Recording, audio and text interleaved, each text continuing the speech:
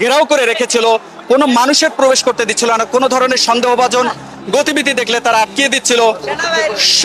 এরই ফাঁকে কিন্তু চাঙ্খারপুলে আমরা দেখিয়েছি যে আন্দোলনকারীদের সাথে পুলিশের ধাওয়া পাল্টা ধাওয়ার ঘটনা ঘটে। সেখানে সাউন্ড গ্রেনেড সহ পুলিশ তাদেরকে ছত্রভঙ্গ করতে নানা ধরনের কৌশল অবলম্বন করে। তবে আমরা দেখলাম যে দুপুরে 1টার পর থেকে একেবারে আন্দোলনকারীদের জোয়ারে পরিণত হয়েছে শাহবাগ।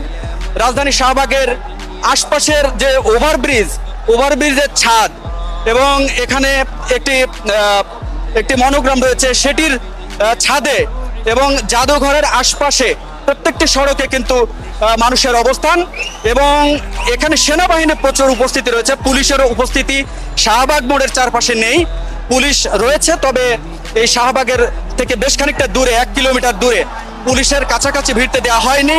কারণ আন্দোলনকারীদের পক্ষ থেকে বা পুলিশের সাথে এখানে যেন কোনো ধরনের অপ্রীতিকর ঘটনা না ঘটে, পুলিশ যেন আন্দোলনকারীদের উপরে আর কোনো চড়াও বা কোনো ধরনের তাদের সাথে সংঘর্ষে না জড়ায়, সে বিষয়টি নিশ্চিত করছে সেনাবাহিনী।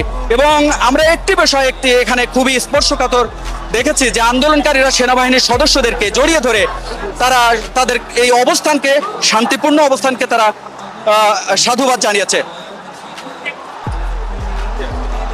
একটু বলে রাখি যে আপনারা জানেন যে ছাত্র আন্দোলনের সূত্রপাত যেটি ঘটেছিল কোটা সংস্কার আন্দোলন, সেই কোটা সংস্কার আন্দোলনকে ঘিরে মূলত ছাত্রদের এই আন্দোলনের সূত্রপাত। সরকারি চাকরিতে মুক্তিযোদ্ধা কোটা, নাতিপুতি কোটা বাতিলের দাবিতে তারা মূলত মেধার ভিত্তিতে নিয়োগের দাবিতে এই আন্দোলন শুরু করে। সেই আন্দোলন দানা বাঁধতে বাঁধতে আপনারা জানেন দর্শক। তারপরেও একটু বলে রাখি যে বিভিন্ন পর্যায়ে বা ঘাত প্রতিঘাত উপেক্ষা করে আজকের এই আন্দোলন গণজমায়েতে পরিণত হয়েছে রাজধানী শাহবাগের এই উপস্থিতি জানান দিচ্ছে যে হয়তোবা আজকে তাদের যে দাবি, তারা বলছেন, এখানে উপস্থিত শিক্ষার্থীরা বলছেন তাদের দাবি আজকে পূরণ না করা পর্যন্ত তারা এখান থেকে আর রাজপথ ছাড়বেন না।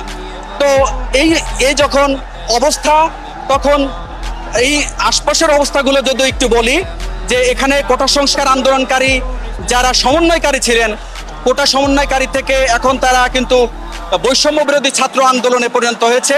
কোটা সংস্কারের দাবি পূরণ করেছে সরকার, তারপরও নানা ধরনের সহিংসতায় বা নানা ধরনের পুলিশের সাথে সংঘাতে অনেক ছাত্র মৃত্যুর ঘটনাকে কেন্দ্র করে